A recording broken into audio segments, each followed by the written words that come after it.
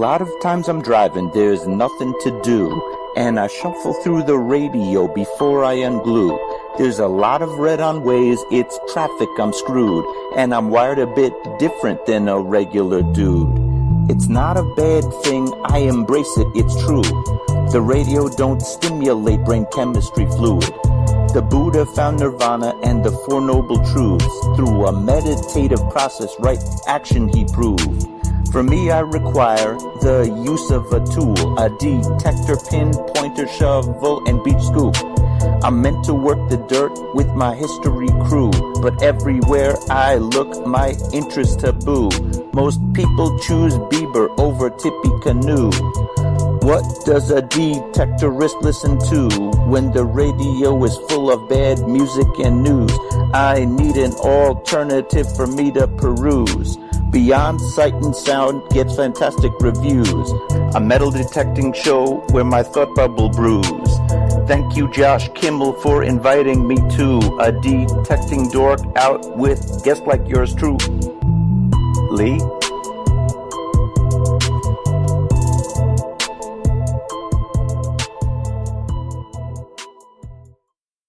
Are you looking for a high-quality beach and sand scoop? Are you trying to take your hunting to the extreme? How about an American-based company that stands behind their product and everything they sell? Then check out our friends over at XTREME Scoops. John has been making scoops for some time now and makes a quality beach and sand scoop to take your hunting to the next level. XTREME Scoops recently released their new sand shredder that works great in the water and on the beach. And if you're a new Equinox user, you may want to check out his Surfmaster X3 that can trap those small targets you new Equinox users are finding out there. XTREME Scoop's company approach is let's do it right. So do it right, buy it once, and go to the extreme. XTREMEScoops.com. That's XTREME scoops.com. Caution. Please do not operate motor vehicles or power equipment while under the influence of this show.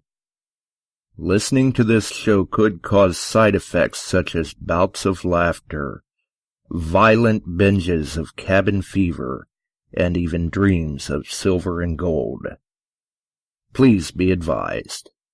Now that the fine print is out of the way, on with the show. All right, the fine print's out of the way, and it's time to roll with the show. We're back and we're live once again. You are listening to Beyond Sight and Sound, metal detecting and treasure hunting radio for all the really cool digging people out there. And when I look into the chat, I see the Bills are in, River Styx, Chuck, Scott. Man, you guys are just jumping all over the place. I can't keep track already. Let's see, looks like there's Roger. And also I see Steve Pacifico in the house, living large. Living large. Says he likes that song. I'm assuming he means the new one there, courtesy of Metal Detecting NYC that he did for the show. Appreciate it, and thanks to him for that. First and foremost, links in the description. Our friends over at Shooters and Prospectors, Chuck Smalley, the man with the plan, the dealer of choice. Not only is he a multi-line dealer, but he's also carrying Detected. He's telling people in the chat, I see, look out, the new Simplex is coming out from Noke to Macro. Going to be a very interesting thing to see. Our friends over at XTREME Scoops, our friends at DETECTEES.com, our friends at Brute Magnetics, our friends over at XP Team USA, Facebook group, website, podcast, every other Friday, 8 p.m. Eastern. Our friends at River Styx Outdoors, All Metal Militia, Metal Detecting NYC, and down there also in the links in the description, we also have the links for the Detect America YouTube channel, the DA Gear Store, because some of you listeners are going to want to see that link later, I'm sure, and the Detect America live stream, which currently they are on hiatus, but we'll hear more about that in the show, I'm sure. So obviously, people have been asking questions. I get them through messages quite often myself. I know Frank gets them all the time. He can't get away from them. And we figured, well, it has been actually almost, if we would have done the show last week, it probably would have been 4 years to the day that we've done a concise show on electrolysis. And there's been a lot of changes in the process and everything. The fundamentals are still the same. You will not, I repeat, you will not damage an item done with electrolysis, as long as it's done properly. That's the key. And when people have questions about it, a lot of the time, they do check with Frank, because he does know his fair share about it. So, let's get Frank in here and let him kind of give everybody the rundown, too. How's it going, Frank? Thanks for joining in with us tonight. I'm good, Josh. It's good to hear from you. Haven't talked to you in a while. It has been a while. Yes, it has. And I guess for those that do follow Detect America on the live stream, when are you guys planning on coming back? Me and Steve-O we're going to do a couple more just live shots between now and Labor Day. After Labor Day, we're back full tilt. Guests lined up, whole 9 yards, the new studio concoction we got going on here. And so, yeah, look for us right after Labor Day. Nice. So just kind of taking the summer off, kicking back and relaxing. Yeah, well, you know what? When we do the live show, and we've come to realize this over the past few years, we go on at 8:30, and especially our crew down here, it's still light out. The beaches are still packed at 8 o'clock when we're going on the air. So we figure instead of doing the show to 2 or 3 people in the dead of summer, we're gonna do it. We're gonna take it off. We'll do some live stuff from the beach or wherever, and then we'll come back full board in September. It makes perfect sense. Any of us that have been doing podcasting or any of the shows for a while, we know activity drops a little bit during the summertime and picks back up in the cooler months, because you go live at 8 o'clock or 8:30. It, like you said, it's still light out. People are out trying to get their dig on. I wish I was out sometimes trying to get my dig on. Exactly. How many minutes I sat here crying because I want to get out there and dig. Right. You guys are going, oh, can't we get the show over so we can go out and at least do a night beach hunt or something? Absolutely. Well, I guess for those who, well, I'm not really sure how people may not realize, because I know in the Beyond Sight and Sound group, we've had the Detect America Electrolysis group tagged as a recommended group for some time, because we refer people on to that group, because if they're going to do it, and if they're going to look for information, the most important key is to at least get proper information, because there is a lot of disinformation out there. So why don't you go ahead and take a minute and explain to those who may not know, you've got quite a background in this. Yeah, I've been playing with electrolysis for just about 30 years, close to 30 years now. But it got serious, probably 15, 17 years ago. I was part of the University of Pennsylvania's Big Dig, Southeast Pennsylvania Big Dig. And a professor, we call him Doc G, who was involved overseeing that, came into the shop one day, wanted a metal detector, explained to me what he was doing. I took him out, we metal detected, and next thing I know, I was asked to go out and be a part of this group. So as we were going on these digs, the crews that had metal detectors were just producing so much stuff that I became a part of that specialist team. And as part of the specialist team, you kind of have to beg and borrow and plead for financing, for funding, for anything your group wants to do. We had to come up with a project. And I've always been, always was intrigued by the electrolysis phenomenon. And electrolysis about, 30 some years ago was kind of taken out of the museums. They used it for silver. They used it for gold. When it came to copper artifacts, everything turned orange. And as a general rule, they kind of took it out. So my proposal was, let's see what we can do to bring it back in the mainstream. It's an amazing process. There had to be something that we can do to stop coppers and bronzy coins and artifacts from turning orange. And that's what we did. That's what we spent, $1 million of this college's money. And we literally, and I'm sorry to my coin collectors, we literally destroyed about 30,000 coins. We literally would electrolyze them. We tried many different processes on them. We literally cut them in half with a bandsaw. We would test them for resistivity and whatever.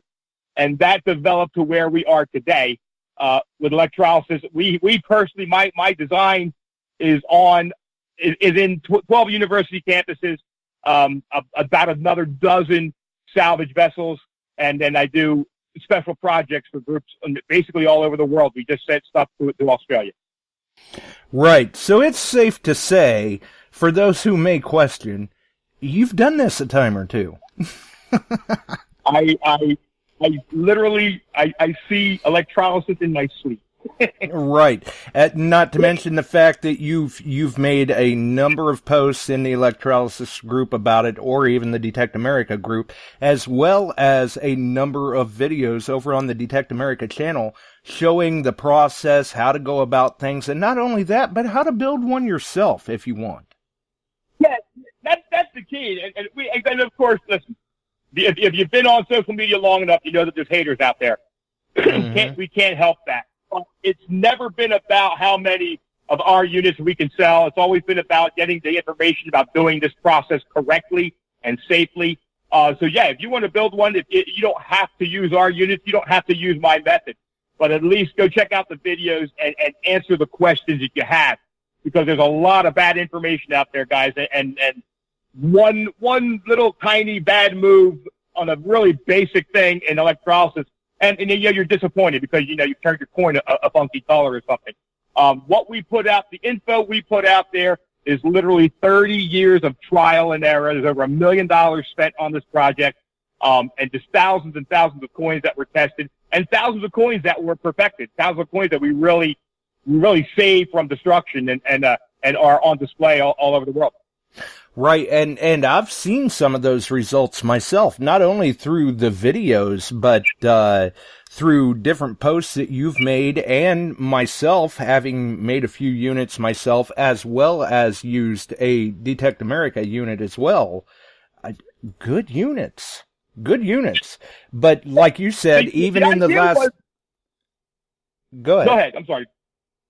Go ahead. The idea was, when we first started building them, when we started putting together what we called then as portable units, they were taking up, a 4x8 tabletop, between timers that we were using and voltage variators and things along those lines. And we wanted it to be not just small, but we wanted it to be idiot-proof.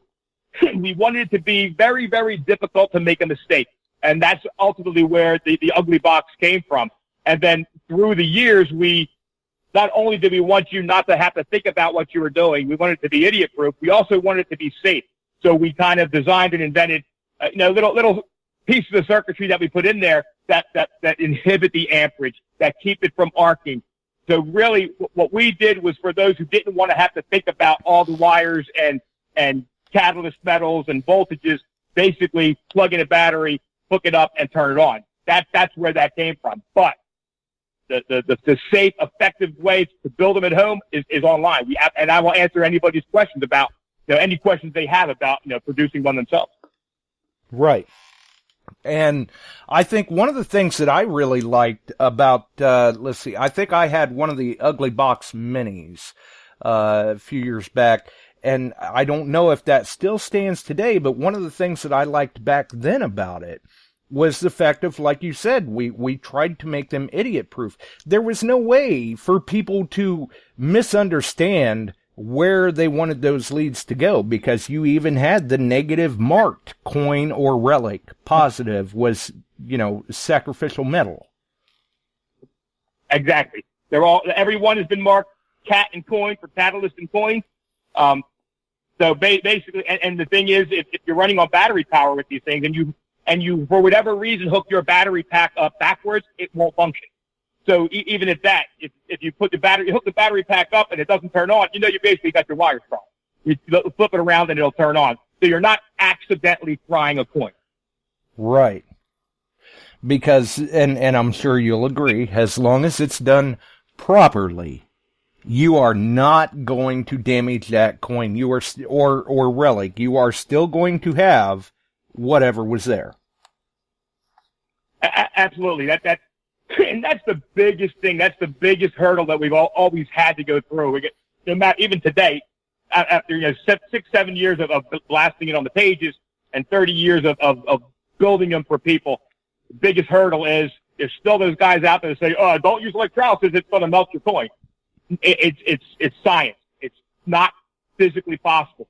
The worst case scenario, if you were decided to supercharge your voltage against our directions, the worst thing that's going to happen is you're going to discolor the coin. It's still going to clean it. It's still going to show all that detail. It's still going to preserve it, and you may discolor it. And if you discolor it, guess what? You can fix it. Right. But they've got to remember, though, electrolysis isn't a cure-all, so to speak. There's certain... And not every coin is for electrolysis. Yeah, exactly. There's certain times where electrolysis is your best choice for cleaning, but you're only going to wind up with whatever detail was there to begin with. You may not be able to see the detail before the cleaning, but that's what you're going to ultimately wind up with. Sometimes this is another thing that people get confused about. Sometimes you pull that coin out of the ground and you'll rub the surface dirt off and you'll see detail. And then the biggest thing is, when we cooked the coin, that detail went away. Well, because the detail wasn't really there. The detail was held in the dead metal on the surface. The detail was held in the dirt. What electrolysis is going to do is going to reveal what's really there. And like I said, we don't always, not every single coin is a candidate for electrolysis. If you pull a coin out of the ground and there's really good detail, no matter how dirty it is, if there's really good solid detail on it, the edges are pretty sharp, you don't cook it. The edges fall away when the molecular bond gets dispersed into the ground. As it loses that electrical bond, then the bond that holds all that good stuff together is kind of gone, and stuff starts to float away, and ground action takes effect on it. Absolutely, I would agree. And we've got a caller on with us, Frank, that I'm pretty sure you're going to recognize. How's it going, buddy? Hey, guys, how you doing? Good. Who is it? It's a call from Canada. Right, it's our diving friend. Hey, Steve, how's it going, buddy? I'm good. How are you, Frank? I'm good, bud. I don't want to hear about your coin stuff. I want to hear about your GPR. GPR has been working overtime. Bet you it has. Yeah, if anybody know anything about his GPR, Josh? Yes, I have, actually. He's got a lot of toys to play with between the GPR, the drone, the detectors, the electrolysis unit. I don't know how the guy finds time to get out and hunt. The good thing about the GPR is I can't crash it like I crashed my drone. Well, Frank and I did some cool stuff for a Sizzler. A couple, not last year, maybe the summer before, and he used his GPR. It was awesome. That was a great day, Frank. Yeah, we had a lot of fun doing it. It was a great experience doing it. I'm glad we got to see some stuff with that GPR, and when we come across stuff like that, Steve, I actually saved that data, and I was recently out with Steve Pacifico on a 17th century house, and we actually located another tunnel. And I verify it with stuff that I saw on the project that we were working on. Yeah, it's incredible. It's really incredible. I don't mean to derail the topic of the night because I know it's about the electrolysis, but I had to mention that because it's my favorite toy. Yeah, well, we like it too. Speaking of electrolysis, Steve, how long have you been listening? I'm driving down the highway coming from Northern Ontario. I was up doing a ring find for someone, and I think I just tuned in about maybe 5 minutes ago. Oh, okay. So you missed that disclaimer at the beginning that says do not drive or operate heavy machinery under the influence of the show, then. Yeah, I missed it. Sorry. That's all right. Can you tell us by chance how many years has Frank been involved with electrolysis? How many years? Oh, God, I don't know. 25? I have no idea. 30? Well, no idea. Yeah, Frank says there you go. About 30. Yeah, Frank says there you go, 30. So I guess you've won yourself an in-series plus electrolysis unit. Oh, you got to be kidding me. Yeah, I'm just kidding you, eh? We'll set you up an entry. No, I'm not kidding, Steve. You won an electrolysis Detect America in-series plus unit, but you have to send your shipping information to Frank Lopergolo. Yeah, okay, well, okay, so hang on a second. You guys know the way I roll, so this is what we're going to do, if you don't mind. Okay. I want to pay it forward because this is what I do. So how can we do that, Josh? Because I'd love to pay it forward to one of the listeners tonight. Well, let's see. The next person that calls in, maybe I'll have a question for them, and we can forward it on to them. How's that sound? Yeah, let's do that, because I would love to give that to someone who I've already got one of Frank's, but I always have this rule: if I ever get a prize or anything like that, I always give it to someone and pay it forward, because I that's just what I love to do with people. So if you don't mind, Frank, I would love to do that. See, I'm telling you, when I get that book and read it, I'm sure there's got to be a chapter in there that tells everybody to be as nice as Steve. Well, I appreciate it. Thank you. Always said, Josh, Steve is what every detector should be. Absolutely. I'll send you both your $20 I promised you. All right. Well, get off the line. I can give that away, but I just wanted to give you guys a call and say thanks for the show tonight. Well, thanks for the call, Thanks Steve. for calling, man. I appreciate it. And buy my book. Absolutely. Right. Yes, buy the book. Buy my book, The Ring Finder. Okay, you guys have a great night, and I'll keep listening. All right. Thanks for the call, Thanks, Steve. Okay, see you later. See you. Drive safe. And we've had, man, I don't know what happened, if you sent some messages out, Frank, or what, but I just got swamped with callers. I know we've got two other callers on, but I did see River Styx come through first, so whoever the other caller is, hang in there. How's it going, Tom? I'm good. How are you? Not bad, not bad.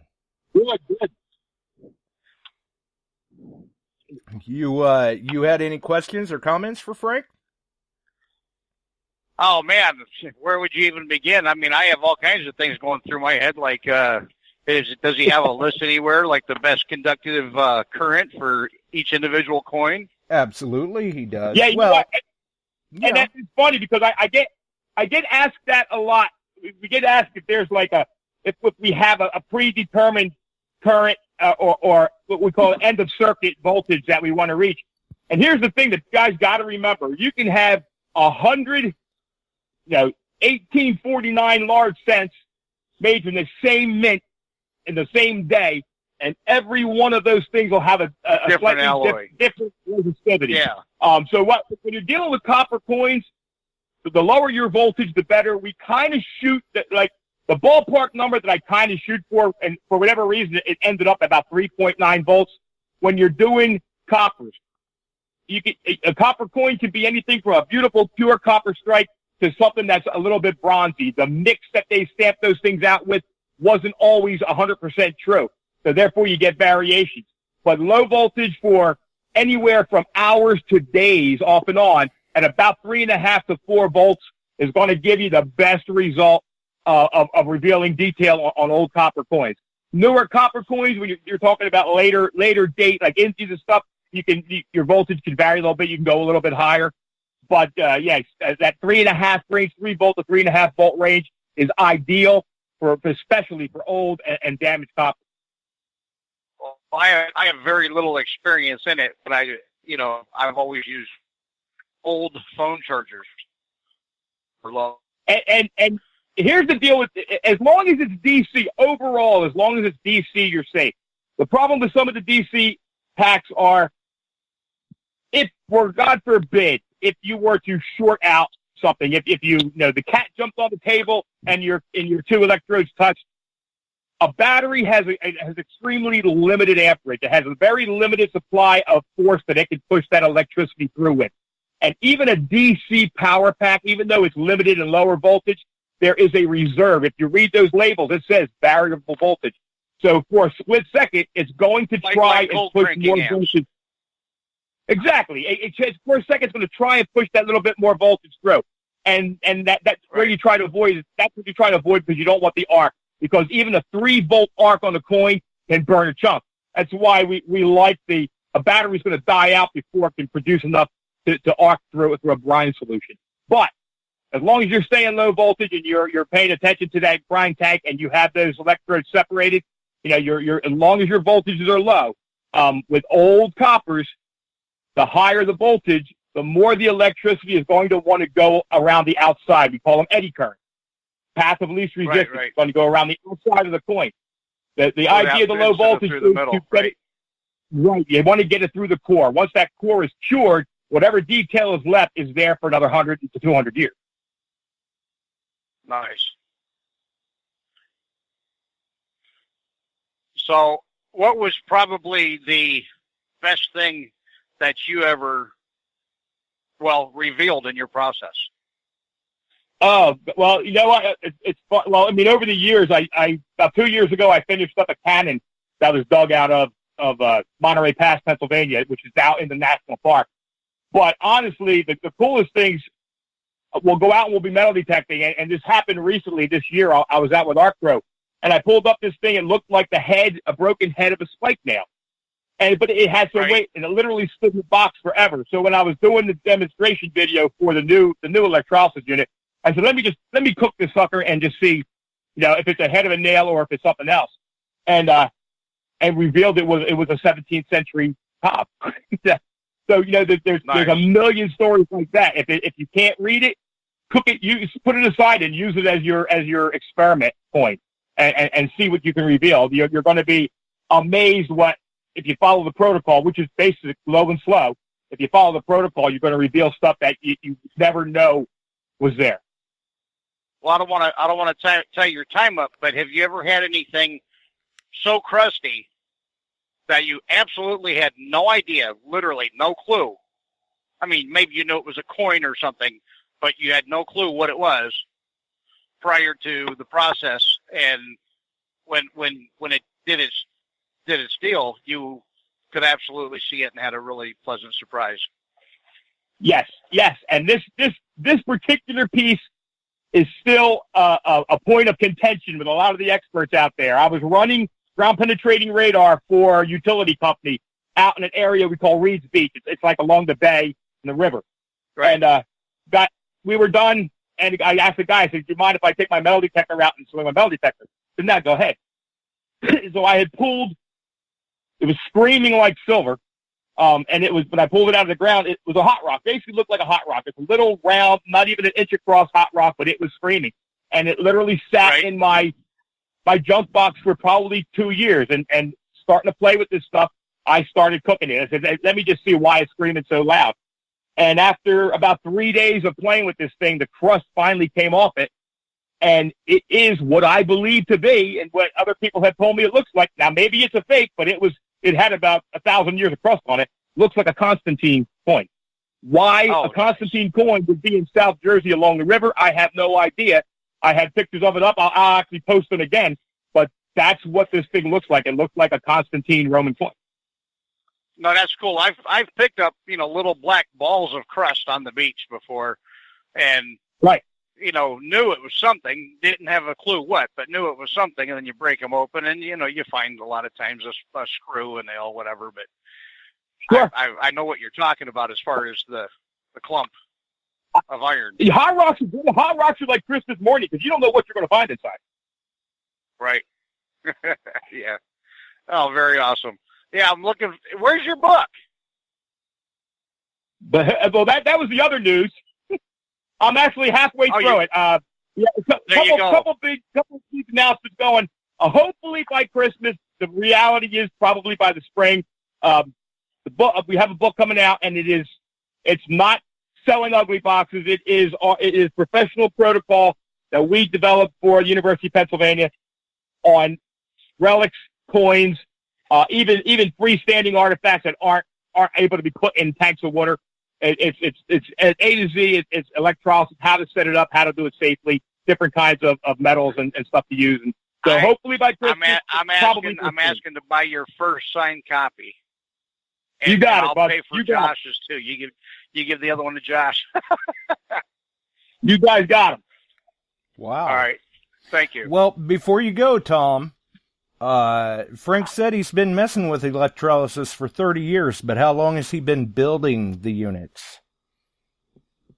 Well, there was a 15. There was 20 with the university, 25 years. No, that's how long he's been messing with them. Right. Well, I thought he said that 20 years ago the university started paying for it. So I don't know what level you're asking as far as building professionally or just at home. So I guess I can't answer that. How long he's been building them? Well, I guess I would probably have to say 40. Well, better luck next time, I guess. Yeah. Yeah. I'm not sure. I don't know. Oh, all right. Well, thanks for the call, and hopefully you got your questions answered. Hey, no problem. Oh, yeah. I got some good information. Nice. All right. Thanks. And we've got one other caller on with us yet, I do believe. I'm not sure who it is. I do have suspicion, though. Go ahead, caller. Oh, this is Nancy. Okay. Can you hear me? Yeah. Oh, Yeah. So I have a question about the types of metals that you can use for electrolysis. Sure. Good question. Go ahead, Frank. Or, well, I guess let Nancy go ahead and then follow that up. I'm pretty sure what the answer is going to be, though. Well, that's the question. What metals can we use? Well, as a rule, especially when you're starting the process, whether it's coins, whether it's a relic or whatever, we use pure carbon because it's very conductive. It lasts a long time, and there's no elements in carbon that could potentially plate your coin or your artifact, especially early on. You don't want to transfer copper and stuff to it.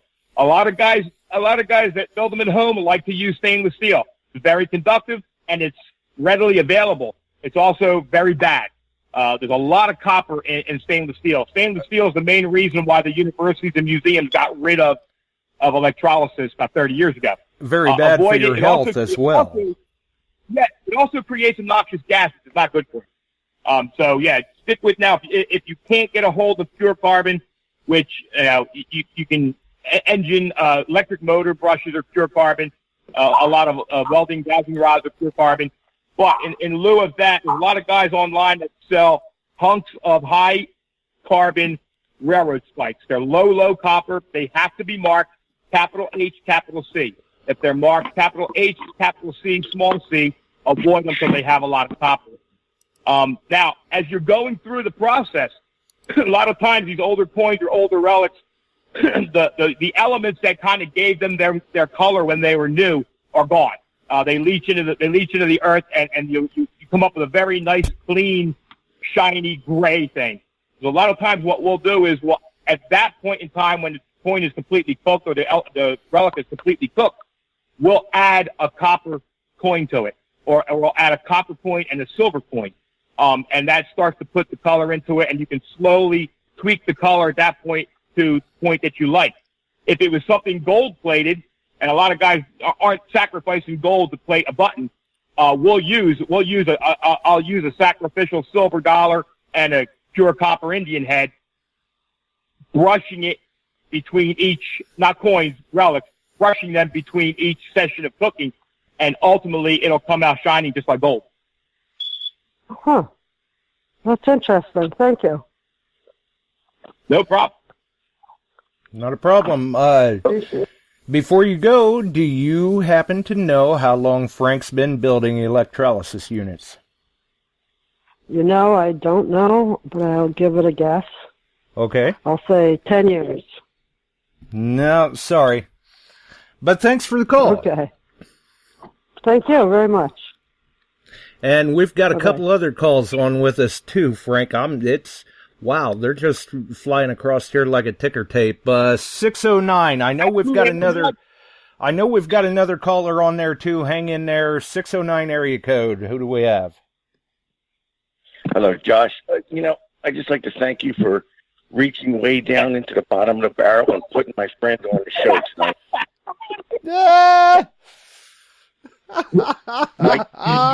He reached the bottom of the barrel when he picked up your call. I just want to tell everybody about Frank. I've known him a lot of years now. Listen, he puts these electrolysis units out for people to enjoy. He's not, he really doesn't make any money off of these things, and he's always improving them.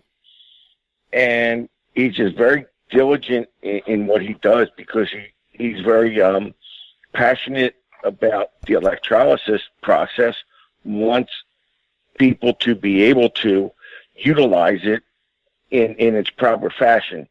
And I was going to call and say he's got to get a book out there because he talks about it just so much.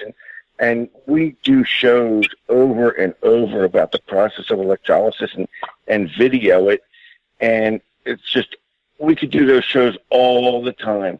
So I think to go along with his Ugly Box units, a book would be very helpful for folks.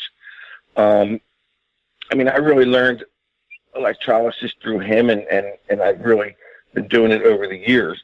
But he also has accessories that go with the electrolysis unit, which is the Thunder and the Thrasher. And he really needs to explain what they are and how they operate because they actually enhance the cleaning process. So I'm going to hang up and let him discuss that, and I'm going to go back to making fun of him in the chat. Okay, remember now, no handing out the phone number from bathroom walls or anything in the chat.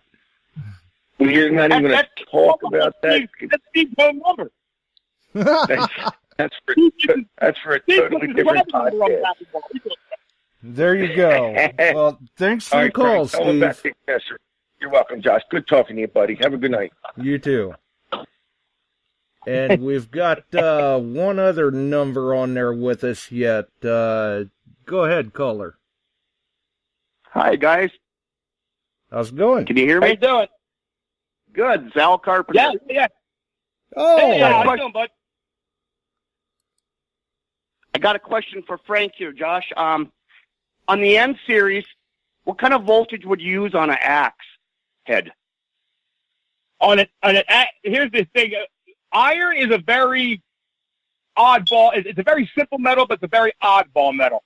So with an axe head, you're probably going to want to pump. One of the rare occasions I tell people to pump more voltage into it because it's dense and you want to penetrate through the core. It's going to take 2-3 times as much to really get it to penetrate an axe head versus a coin versus a lamp head or something along those lines. I always start off with 9 volts to see how it reacts. But the last axe head I did, I probably wound up finishing it off at about 17 volts. And here's the thing with axe heads, guys. Axe heads, it defies pretty much everything everybody's told you about preserving artifacts. You have to brush it. You have to use a metal brush, and what we built now for these things is the Thrasher, which is a 20,000 pulse per minute quadruple 0 abrasive. You have to keep doing that between each session because it activates the metal underneath. The process will lay on the dead metal and not really affect it if you don't kind of prep that metal every time. But if you do that, you'll smooth it out really nice, and you'll actually, in a lot of cases, we get them back to that grayish silvery color. All right. Sounds good, Frank. Well, thank you, guys. And I must say, I recognize the voice from the videos, so hello to you, Al, a fellow XP Team USA person. Yeah, that's right. Yeah, we're going to have Al on the show soon. We're going to have the XP team on the show real soon. Nice. Well, they're a good-sized team. That's right. We'll sit on there, though. I only need one microphone. That's their problem. They got to get them all into a room. That's right. Well, that's a tough task. Before you go, Al, how many years has Frank been making electrolysis units? 5. Oh, sorry. Sorry. All right, guys. Hey, good luck in the water. Thanks for listening. Good luck in the water. Thank you, guys. Talk to you soon. Yep, we'll see you. I'll put you in an ugly box already, anyway. All right, guys. All right. Well, and I guess before we get into the Thunder and the Thrasher, another good thing to mention is a lot of times when people are trying to do electrolysis, they just run out to their local grocery store and they pick up table salt. And I don't know, I'm sure you've done it before too. I don't know how many times I've had to tell people, non-iodized salt. Believe me, you'll thank me for it later. You got to remember, guys, iodine is corrosive. It kills germs when you put it in your cut and all that, but it's a corrosive product. And the problem with iodine in electrolysis is when you're running that current through a coin, through an artifact, you're almost like opening up the pores of that thing, and you're dumping iodine into it. The problem with iodine is it acts like a metal sometimes, but it's not conductive. So once it flows into the core of that coin, it cannot come out. You can electrolyze it all day long. And what happens with iodine is it works from the inside out. And eventually, over time, your coin's going to develop these purple blotches. It's going to start to bubble up from the inside. You'll start to see it decay, and you cannot fix it. That's why non-iodized sea salt is awesome. And I tell everybody what our mix is. Our proprietary mix is 2 parts baking soda. One, we use medical grade saline salt, which we get from our buddy Dr. Monero. But in lieu of that, non-iodized sea salt or non-iodized kosher salt. Here's the problem, and I want to address it because I run into it so many times in the videos. I get emails from people that say, "Oh, I made it even better. I put lemon juice in my brine solution." No. Let me explain. Your brine solution has one purpose and one purpose only. It is simply to conduct electricity from your catalyst metal to your target coin or relic. Absolutely nothing else. There's nothing you can put in there that's not going to help clean your coin in any way, shape, or form. So we design a brine mix that washes off cleanly. Baking soda washes off great. The sea salt, the saline solution salt washes off completely. When you put an acidic into that mix, any type of acid, anything that says acid on it, it penetrates that coin against its will. And it cannot, if it takes effect, if it gets in there and contaminates that metal, you cannot reverse it. When it goes south forever. So it impregnates that coin, and there's no turning back. That's right. You've opened the coin up with the electrolysis. That acid gets in there, and again, acid is not metallic. Acid is not conductive. It will sit there until it does its damage. Right. Absolutely.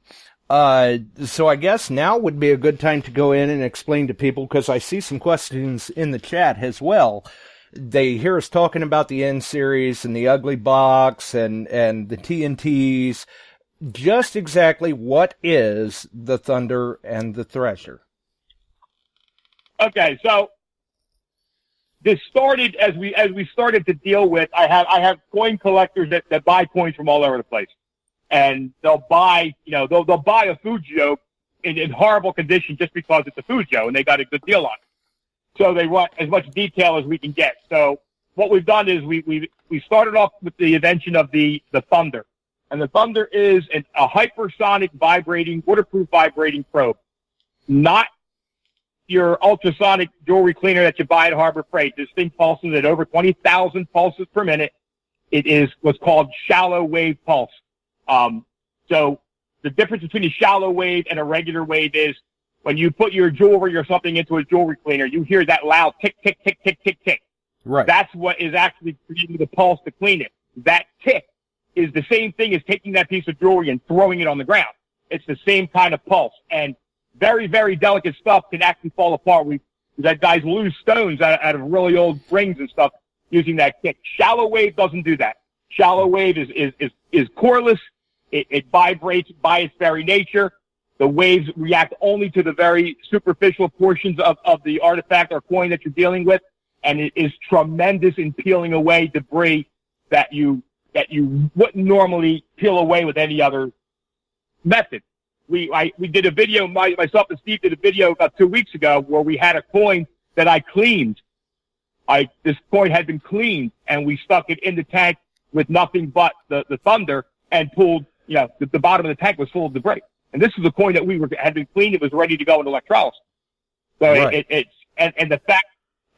cool thing about the thunder is you drop it right in the tank with the electrolysis. You can do it while you're cooking the coin. And when you're pulsing that thing, you will see this dirt and stuff flying off that coin. The bubbles, if you're at the point where your coin is bubbling, the bubbles increase tenfold. It has cut the cleaning time, it has cut the cooking time down on coins probably by 50%, in some cases even more than that. Nice. And I know you, I've seen the post, where you guys were like, wow, just look at all the crud that fell off of this. Yeah, the amazing stuff is we throw coins in. I put coins in that I had displayed that have been cooked and polished, and they're beautiful. And I put them in there with the thunder and have watched stuff still pulling out of it. And it's dead metal. It's non-conductive metal. It's dirt. That's microscopic stuff that's up in the crevices. And anything like that that's still in or on your coin is going to inhibit the process. So the more you get that away, it's going to be more conductive. The process is going to work better. And two, those little fragments of dirt and stuff that you can't see is what starts the degrade process. That's where it's going to start to rot down the road again. That's where you're going to start to have the discoloration. The more that you get off, the better the process will work. Absolutely. And the Thrasher? The Thrasher is, now I got guys that are using it on fairly decent coins, but the Thrasher, now, and I won't mention names because that's not what I'm about here, but you guys have all seen the abrasive pencils. Right. Okay, where, you take the abrasive pencil and you can clean the dirt off your coin. Here's the problem with that type of cleaning pencil is that you're a human being. So your drag marks along the coin are going to be, even if you're trying to keep them short, they're going to be long. They have a tendency of showing up on softer surface coins. And in order to stroke that coin as many times as the Thrasher does, you'd have to stroke it for about 2 hours. The Thrasher is a quadruple zero abrasive pen. It has a much wider face, and it hits that coin 20. It's wiping on that coin 20,000 times per minute. It leaves no scratches, but what it was designed for are those horribly crusted, unidentifiable coins. When you combine this with the Thunder and the N series or any of the electrolysis units, the detail that is revealed, the ability to cut through this crust. I have gone through half a box of coins that were literally going to sit there for the rest of my life because there was no detail on them. I have pulled Cobb coins out of there so far. I have pulled large cents. I pulled KG1s out of there so far that we had no chance of ever identifying. And now, you may, listen, if the coin's that damaged, you're not getting a shiny brand new coin. But that coin is worth a lot more being identified than it is sitting in your box unidentified. Right. Absolutely. And I know you have done videos, even mentioned it on the Detect America shows in the past. When you are using the abrasive pencils, sure, there may be a time and a place for them, but you are literally removing material. I mean, and I get it. I get people want that instant satisfaction. You want to see what's underneath. You want that shine. I get it. But think about this. I mean, even our product, I don't recommend you take out a nice copper and jam in the Thrasher on it. You are literally putting metal to metal. There is no way you're not removing detail on that thing. even if you want to use the other product, which is fine, cook the coin first. If you use a thrasher, if you use one of these pencils on an uncooked coin, there's detail on there that the electrolysis would have solidified. There's metal that's not quite gone south yet. It would have solidified that, and that will stay when you clean the surface of this coin. It won't stay if you clean it before you've done the electrolysis process. So you're going to take off more detail than you want to if you don't cook it first. And again, the advantage to our thrasher is the fact that it's a bigger face. It's a very short burst. They're not long drags. There are no scratches, and it cuts through this debris that's hiding detail for hundreds of years. Nice, definitely. It sounds like a good option, and it sounds like both of these, the Thunder and the Thrasher, are basically add-ons, where if someone has a Detect America electrolysis unit already, it's not like they have to update. They can just purchase the add-on. Right. Well, for those who have purchased the N series or any electrolysis unit in the past, we build the units individually. You can purchase just a base head with the Thrasher, the Thunder, or both. For those that are purchasing N series now, the N series Plus, the N series Plus is ready for these. There's no additional stuff you have to do to it. It has a switch. It has a plug-in for them. All you would have to do is order the Thrasher or the Thunder. You get them and you plug them right into the new N series Plus. The TNT comes with everything. The TNT comes with the Thrasher, the Thunder, the N series, and all the little, it comes with a proprietary power pack specifically for the Thrasher and the Thunder. Nice. And I've been on the gear page, the DA gear page, gear store, actually, I guess I should say. And these are not, priced in price ranges that are all that out of the ordinary or anything. These are very economically priced. That was the goal. We set off not to try and rape anybody with prices. We make very little off these things, and what we make off these things goes into the DA Kids Fund, goes into prizes that we give away on the show, things along those lines. The prices were basically for our group. Now we put them on the webpage there for everybody. The prices are literally, if you knew what we make on it, you'd laugh at it. Nice. And people don't have to go to the DA. You don't have to go to the DA gear store to get them now. We put them on the website because people wanted to use credit card. They wanted to use different forms of payment, and it became a little bit of a pain in the butt on the DA gear on the Facebook. So the regular website, www.detect-america.com. If you go to the gear shop on that website, everything's there, and it's easier to purchase than trying to do it through the DA gear page. Right. And we lowered the prices there as well. The prices are no longer different for the DA members on our Facebook page as opposed to the website. The prices are the same now. Nice. And we've got another caller on with us. How's it going, Chuck? Pretty good. I was going to ask Frank a question about where do you draw the line between doing a coin and not doing a coin because of possible value loss? Good question. Here's the thing. When you dig, and I keep referring back to copper coins because they are, so listen, guys, you pull a silver coin, guys yell at me. I've got silver coins that are over 300 years old. First thing I do is I pop them right in that tank. No questions asked. Silver, you're not going to hurt. Gold, you're not going to hurt. I keep referring back to the copper coins because they're the trickiest coin to do effectively. Well, when I pick up a coin, if that coin, look at if the details are visible to you and the details are sharp. In other words, if the lettering, the motto and stuff have sharper edges, you can see the detail. Even if it's worn, if the detail is strong, if the coin, when you wipe it off, if the coin has a hard, kind of smooth surface, you don't have to electrolyze it. That core of that coin is still very strong, and you're not going to wake up tomorrow and all of a sudden that coin's going to go south. If that coin goes south somewhere in the future, you can always cook it. But coins that have good detail, I don't ever cook. Now, if you pull a copper out, and you've all seen them, guys, it could be a beautiful copper, could be a Jersey copper, anything along Massachusetts copper, and you look along the edges, and the edges look like they're splitting apart, or there looks like chunks of metal on the surface of the coin that you kind of want to pick off with your finger. As valuable as you think that coin might be, if you plan on keeping it, you have to cook it.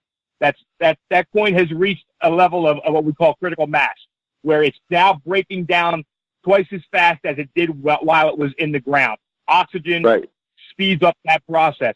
If you don't cook it, literally in your lifetime, in 10 years' time, you can see that coin start to fall apart. And I know guys don't, the purest coin collectors out there don't want to do it because a clean coin loses its value for NGC and these guys.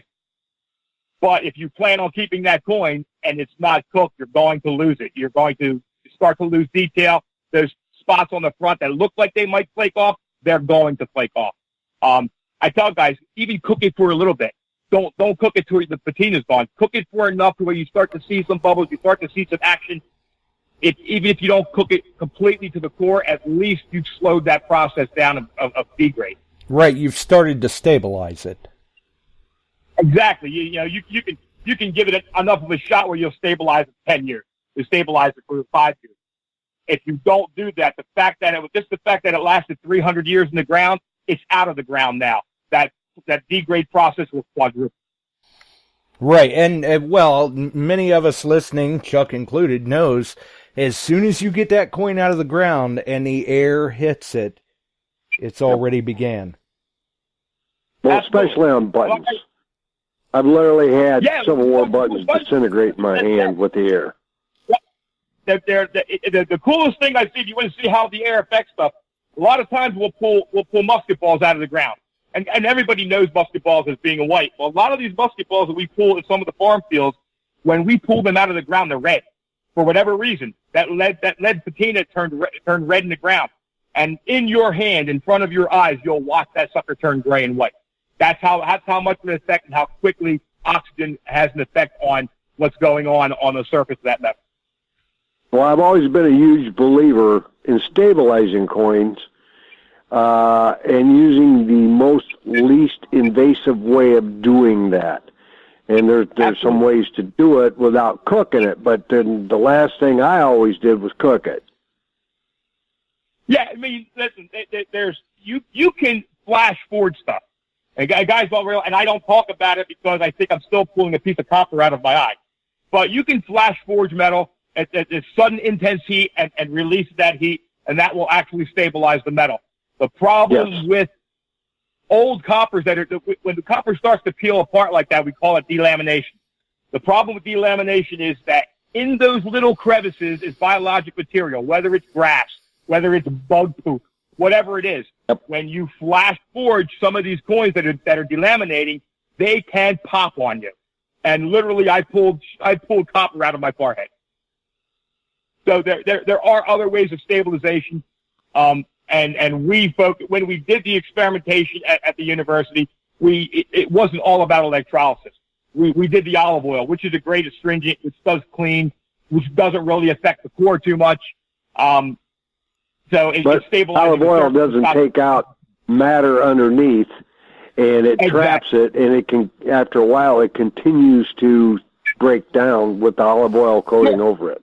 Absolutely. It's like sealing. And guys don't believe me on that. They say, "Oh, we never rinse them. We never do anything in cleaning them. We just put them in olive oil." Well, the olive oil, I've done this with several older Indian heads, things like that, and then after a certain period of time, they start to degrade again. You can see it. That's the thing that people don't realize about olive oil. Olive oil has an acid in it, guys. When we olive oil coins, it's a preparation for electrolysis. And we take them out of the olive oil and we clean them before we start to cook.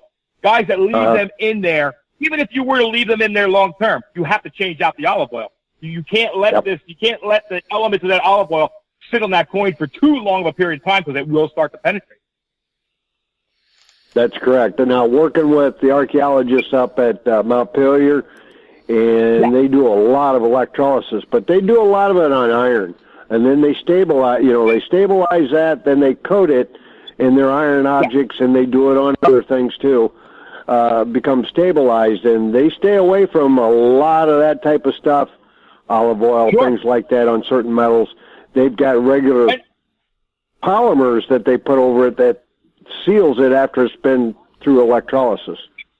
Absolutely. And iron is the only metal that I tell guys that are cooking it to coat it when you're done. Preserve it, because iron, you can cook it till it's glossy, shiny like stainless steel. Iron's going to start to rust again. That's the nature of the beast. You're never going to stop that oxidation, that iron oxide from developing on the surface. So that's the only metal that I tell these guys, absolutely seal it up. Now, the worst case scenario is you cook it again in a couple. Yeah. Sounds great, Frank. But anyway, all right, why don't you tell people again where we can buy your equipment? Our boxes, our ugly boxes are for sale at our website, detect-america.com. Go there, look over. We're adding stuff all the time. The Thunder and the Thrasher just been added to it. If you have any questions, and I tell it to everybody, I literally answer over between 100 and 200 questions every week on electrolysis. You can PM me at DA Frank Lopergolo through Facebook. I may not get back to you immediately, but I will always get back to you with the best possible answer I can give you. Very cool. And when's the book going to be done? I'm not putting you on a spot or nothing here, but when's the book going to be done? the hope was Christmas, but my writing skills probably spring. Okay. Well, thank you. You've got a good informative. You know your stuff there with that electrolysis, and a lot of people don't understand. If you're not doing it right, you can kiss things goodbye rather rapidly. Absolutely. Absolutely. You'll have a pile of something in the bottom if you're doing it wrong. You go, uh-oh, I think I screwed up. So I always been very careful with electrolysis. I've used it. I found some, down on the beaches, I actually got two real nice cobs many years ago, and they were just black chunks of black stuff until a friend of mine said, why don't you use electrolysis? I think you got something here. And yeah, they were cobs. And then I got what's called a big nose Charlie. I got a pillar dollar, and that needed it too. Nice. Yeah, nice. I'm getting paged out, gentlemen. I have to go. Bye-bye. Good luck. Thanks for calling. Wow. And I guess that is a good thing to mention once again. As long as it's done properly, you're not going to damage the item. And the thing is this, I have guys that have built them at home, which is fine, and mistakes can be made. And I've had guys hook, battery, DC power up backwards. The cool thing about using the low voltage, a backwards polarity is the quickest way to destroy your coin. But at these low voltages, you'll be able to see it. You'll be able to stop it. If you're cooking it for a wall socket with 24 volts, and a lot of guys are using excessive voltage, and it starts to go south on you because you hooked it up backwards, you may not get to it quick enough. That's why we stress the low and slow. Low penetrates the coin better, and it gives you time to react in case you screwed up. Absolutely. I would have to agree. And I guess another good point, like you said, you don't have to buy your units. You can make your own. But you have to be aware, too, some of these people that are using phone chargers, and I believe you even mentioned it on one of your videos, sometimes if you're just going by what you believe or perceive the polarity to be, that's not always the case because they're labeled wrong. I mean, when you plug a phone charger into your phone, it's wired okay to the pack itself, so it's going to charge your phone. But many occasions, those phone charger wires are all marked, guys. They're marked with dashes, a white line, something to denote the positive from the negative. The problem is that when these come from overseas, a lot of time those wires are reversed. They're correct for your phone, but if you're going by the visual guide on the wire and that wire is wrong, you're instantly hooking it up back. Absolutely. So even on the video I did, I had a lot of people contact me about, I want to use a phone charger. I'm using the phone charger. So we did that video specifically for those people who had to use a phone charger, had to use a wall pack, specifically to figure out how to test it for your positive and negative and how to make that tank safe. And if you follow the instructions on that particular video, you'll keep your arcs to a minimum. You'll keep the polarities right and your voltage correct for whatever it is you're cooking. Right, and you even go through in the video and demonstrate how to use a multimeter to figure out which one is which. Absolutely. Definitely a good way to do it. I mean, because that's something where people don't even need electrical knowledge or anything. They don't even need to understand how to work a multimeter. They can just watch the video. Sure, and the video was in lieu of we were building the boxes to be idiot-proof. We were building the boxes so people could do it without a lot of thought process going into where is my negative, where is my positive. But there is a group of people who want to build these things at home. I'm that kind of guy. I get it. So the video was specifically done so they know the dangers that are out there when you're buying, overseas products and how to test them and make them safe. That was the whole idea of that video, was for those who wanted to use wall packs, to make it a safe electrolysis system. Absolutely. If you're going to do it, that's fine, but let's at least do it properly and safely. And we've seen, too, where we've seen a lot of nice results from some of your units. I know Mike Boyles down in Florida's got one that he's been, what was that? He was cooking up some Indians or something here recently and posting up some nice photos. Beautiful Indian. Mike Boyles, Mike Curran is another guy out there. These guys are naturals, and listen. I get contacted by the mics all the time. I get contacted by a lot of people who are using the systems and asking me questions. That's the biggest thing. If I get nothing else through to anybody, ask the question. Don't worry about whether you're buying my unit. Don't worry about whether you're building my system. Ask me the question. And for no other reason than I've got 30 years of this stuff pounded in my brain. It's just dying to come out. Right. And that's what I've even mentioned before on the shows is, at least get your information from a reputable source. If you've got a friend that dabbles in it quite often and does a good job with it, reach out to them. There are people out there that you can ask these questions to if you're unsure. Sure. Because some people, even though it is a simple process, some people still feel a little intimidated, I guess you could say. They're not sure what to do. Find somebody to walk you through it if you've got a friend that knows how to do it. I've got guys that own coin shops, and the coin shop guys, you can't name. They don't want anybody to know they have electrolysis units. Everything's very secretive, but they call all the time. As long as I've been metal detecting, electrolysis is what I answer the questions of 99.9% of the time. And I'm fine with it. I love it. I'd rather have a detectorist that found a cool coin and wants to clean it. I'd rather have him build his own unit, buy somebody else's unit, but ask me the question. Right. And not because I think I'm some genius, because out of everybody I know in electrolysis, I'm the guy that's been doing it the longest.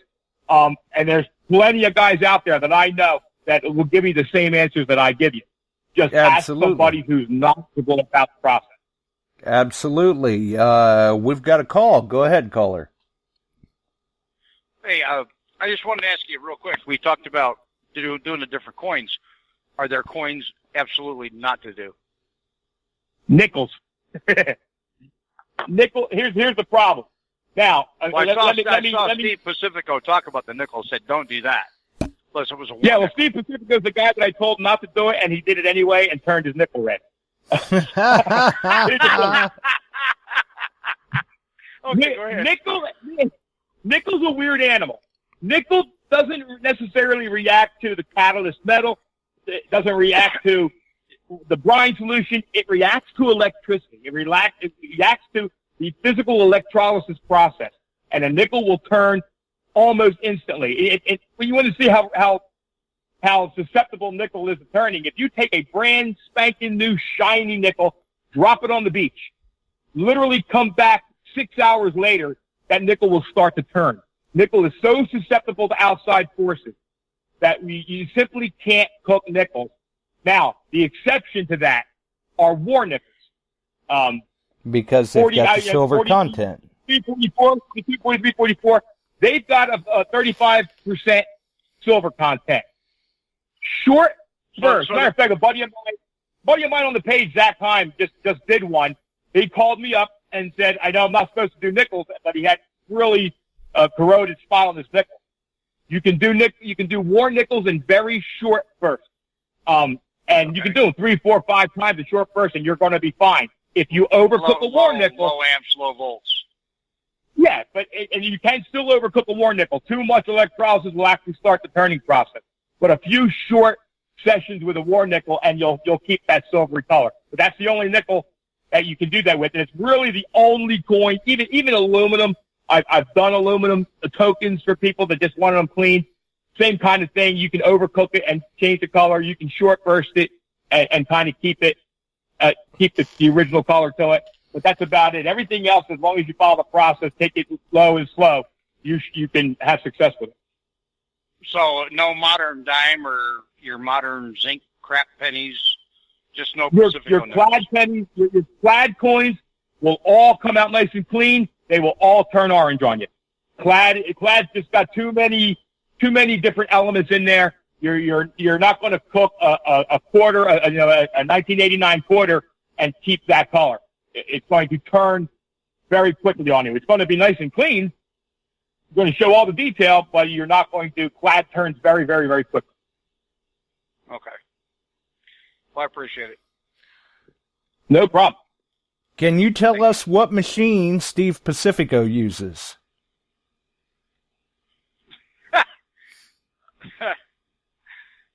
Oh, wait.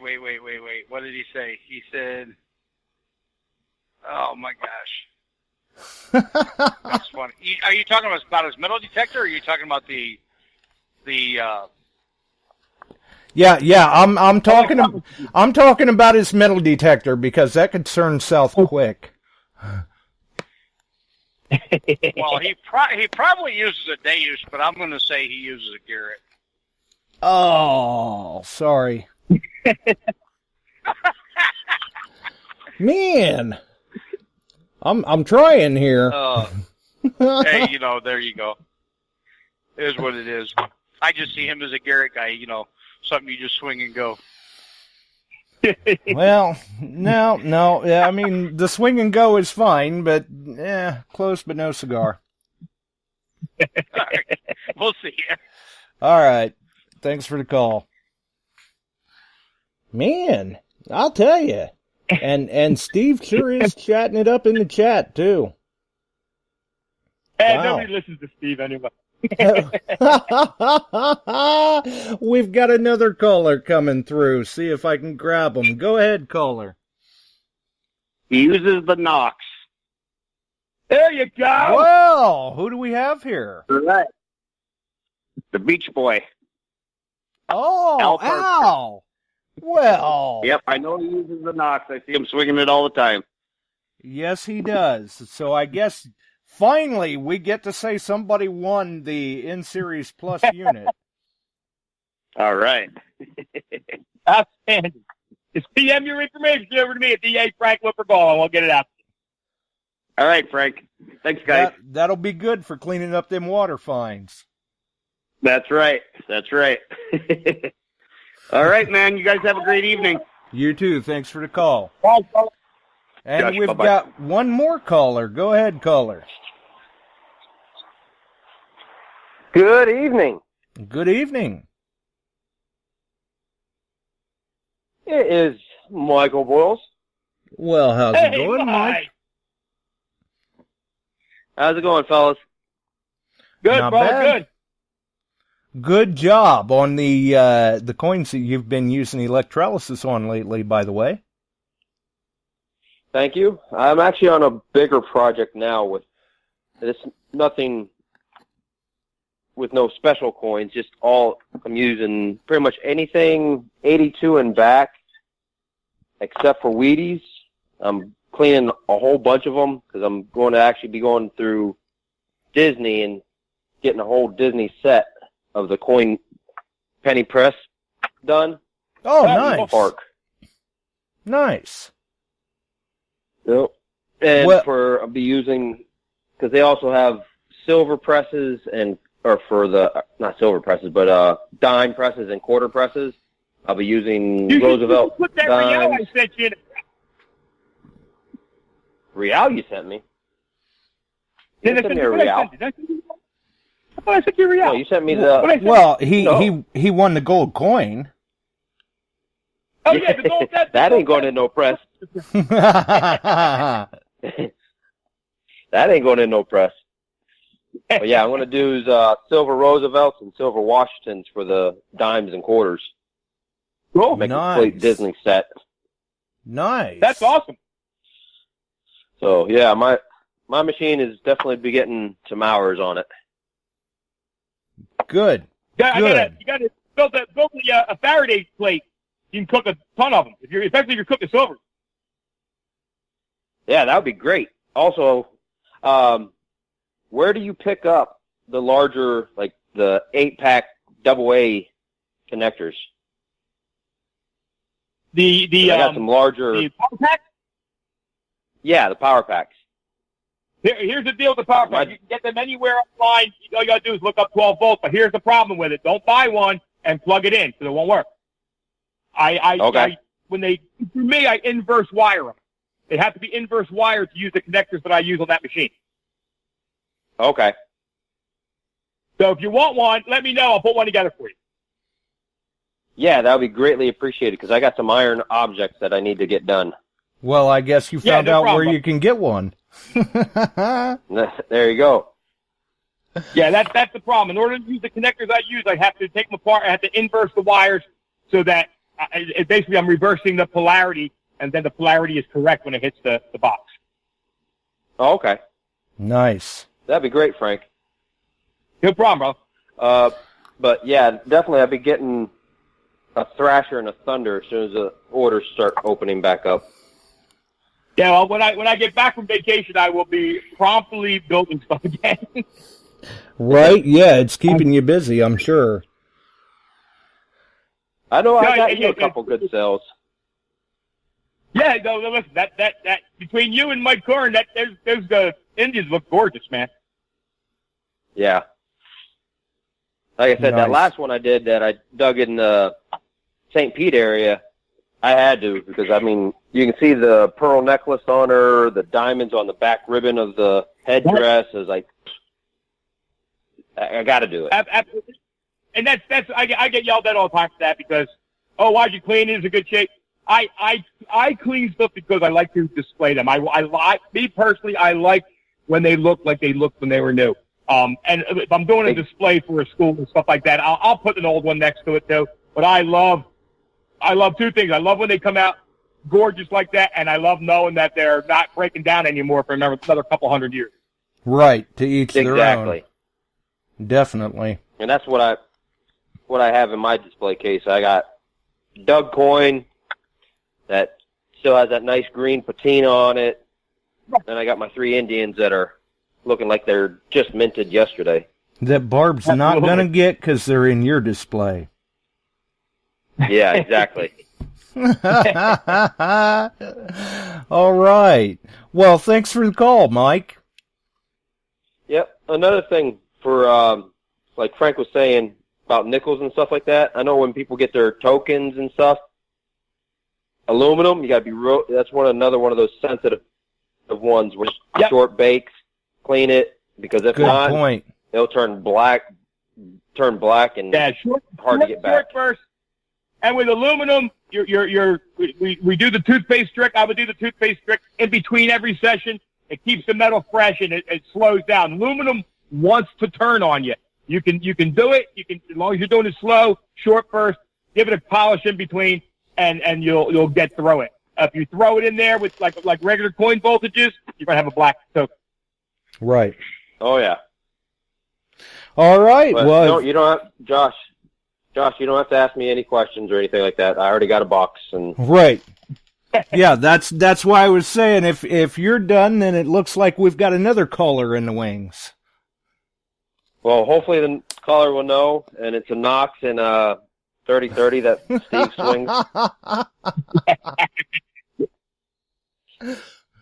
All right, guys. Have a good night. Thanks for the call, Mike. Thanks, Mike. Bye. Go ahead, caller. Yeah, I do have one more question for him. As Okay. far as the battery pack, as far as the battery packs he was talking about.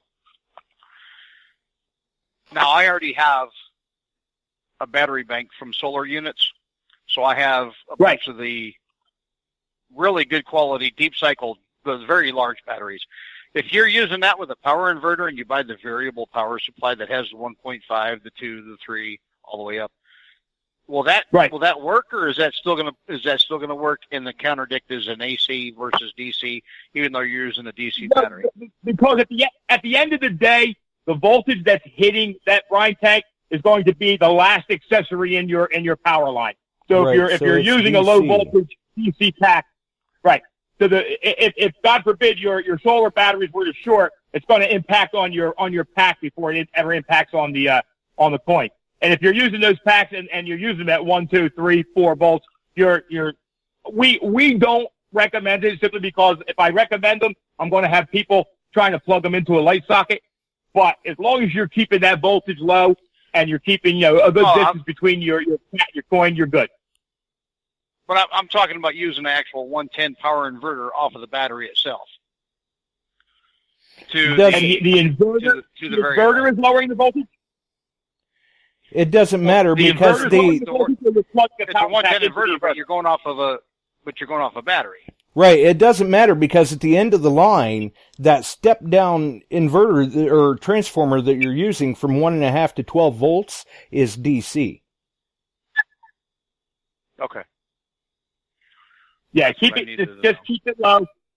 Your concern is always going to be whatever your power source is at the end of your line, the last accessory prior to hitting the tank. So then your box that they're talking about that people have, what is it, the N series? The N series has ports for external power.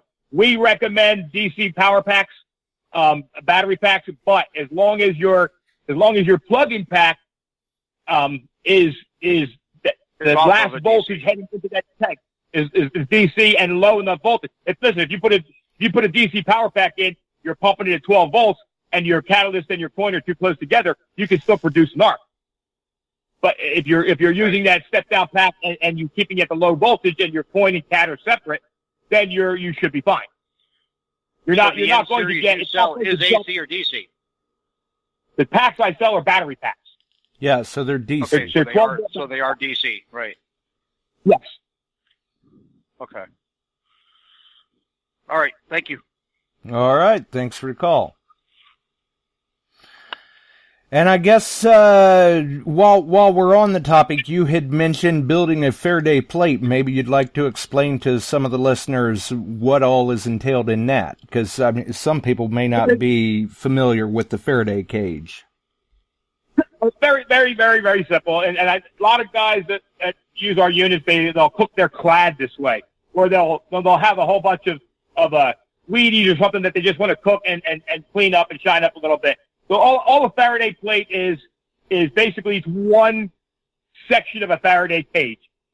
We use a little piece of like chicken wire, rat wire, and we cut it into about a 4-inch by 4-inch square. And your coin alligator clip, the lead coming off the coin side of the electrolysis unit, just clip it to it.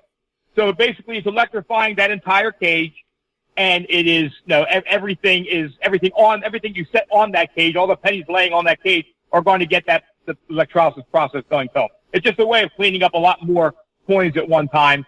And I get one question I get a lot of time because a couple people have seen my Faraday plates and they're galvanized. They're like, oh, I don't want to use that because of the chemicals. Anything on the negative side, anything on the coin side of the electrolysis tank is fine. It doesn't put out anything. It only receives molecules. That's why your alligator clip on the coin side never goes bad. Right. If you hook the Faraday plate to the hot side, to the positive side, the cat side, it's going to start to break down, and then you're going to have all kinds of cool chemicals floating around your tank. So anything you add to that tank to cook more coins at one time or whatever, as long as it's on your negative side, your coin side of the tank, it's fine. Right. Absolutely. And there again, as long as it's done properly, nothing is going to come to harm, basically. And it's not like there's a whole lot of rules to remember. It really isn't. Keep your voltages as low as possible.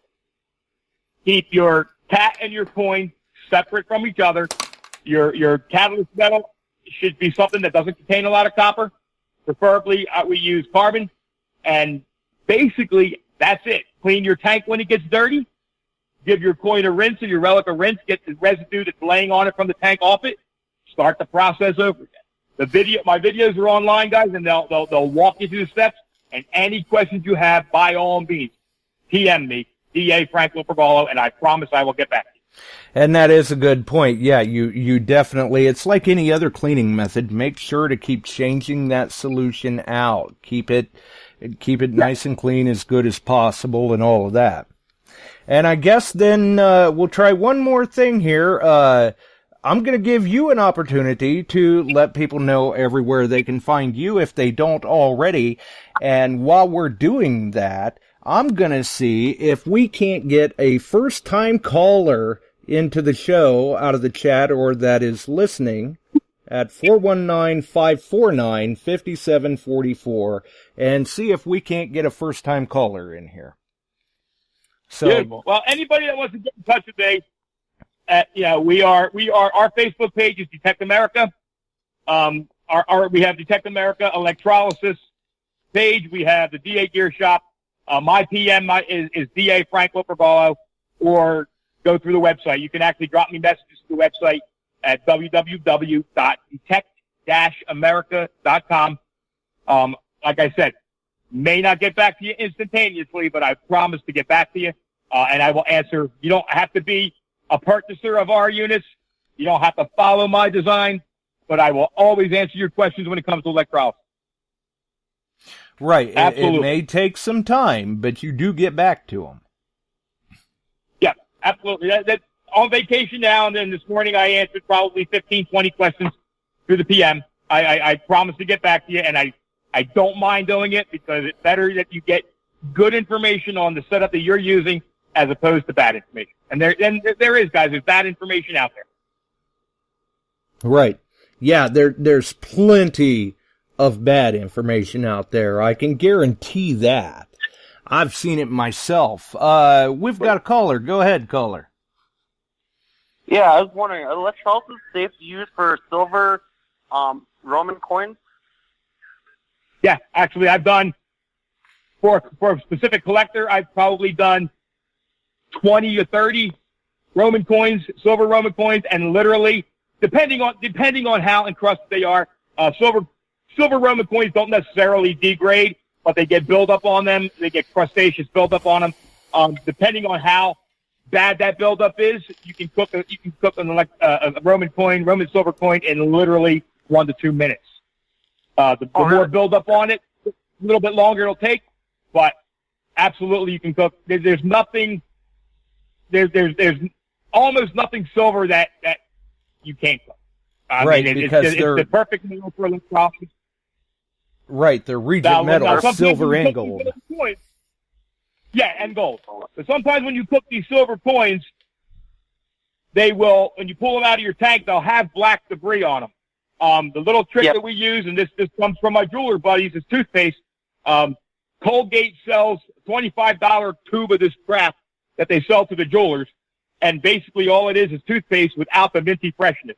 Take a dab of toothpaste while the coin is wet. That's it. Dab of toothpaste while the coin is wet between your fingers, and then rinse it off in hot water, and that coin will look amazing. Okay. Sounds good. Now, is this number, can you call this number anytime for any questions? This is my first time ever calling you guys. Oh, your first time calling. Right. This is a call-in number to the show. Who do we have? My name is Mitch Carpenter. How long have you been in the hobby, Mitch? I've been in and out of it probably about, 6 years. My dad's big into it, and I've just been starting to get a little more into it with him. Oh, well, it sounds like you've done a little bit of electrolysis yourself, apparently. Yeah, my dad does a lot of it, and whenever we go out, we just stick our coins in there, and kind of a cool hobby to get into. So. Oh, so you're enjoying the information from Frank then? Oh, definitely, yeah. And like I said, my dad does a lot of metal detecting. That's all he does now, and it's just something I've been getting into a little more and more. That he's been into it and enjoying it, and so. Well, are you on Facebook? Yeah, yes, I am. Nice. Well, why don't you PM your information over to DA Frank Lopergolo? And I'm thinking he can get you out a new TNT unit. We'll send you the whole TNT package, the Thrasher, the Thunder, and the N Series. Okay, now, let me get a pen here. But what do I look up? DA Frank Lopergolo. That's on if you go to the Detect America page, DA Frank Lopergolo, to PM me, or you can PM me from any page pretty much, I'll get the message. And just send me your shipping info, your name, your shipping info, and jot down a little note of what I'm sending you so I don't forget. Sounds good. Well, I do appreciate it. Nice. No problem, well, we appreciate you tuning in. Good show to tune into. Oh, definitely. You guys have a great day. I'll talk to you guys later on. All right. You Congratulations too, on the win. Thank you very much. Bye-bye. We'll see you. And that is a good point. Like you were saying, you got to be careful, but really there's not a whole lot of damage you're going to do to gold or silver coins just because of the metal content that they have. They're Regent metals. Yeah, the only issues I've ever seen, guys, that they get comfortable because they know silver is so resilient, they know gold is so resilient that they'll toss it in a tank and they'll blow all kinds of voltage into it. If your cat and your coin are too close together and you're pumping too high voltages, and this will happen to gold too, you'll get what looks like a burn spot. Now, don't panic because you can get rid of that burn spot. You just rub it clean, put it back in, lower voltage, and polish it out with the toothpaste, and the burn spot's gone. But just know that occasionally guys get comfortable with the fact that these metals are resilient and they'll pump too much voltage into it too quickly. Right. You still, I mean, it's basic principles, but you still got to use a little bit of common sense. Yeah, for sure. I mean, listen, these are your treasures. These are the stuff that you worked hard for, dug out of the ground, and the fact that you want to make them beautiful is awesome. So just the same kind of care that you would take when you're handling your coins, take with the electrolysis unit. Just follow the protocol, low and slow, and you will have great success with it. Awesome. I can't think of a better way to end that on, Frank. Hang in there with me for a few minutes.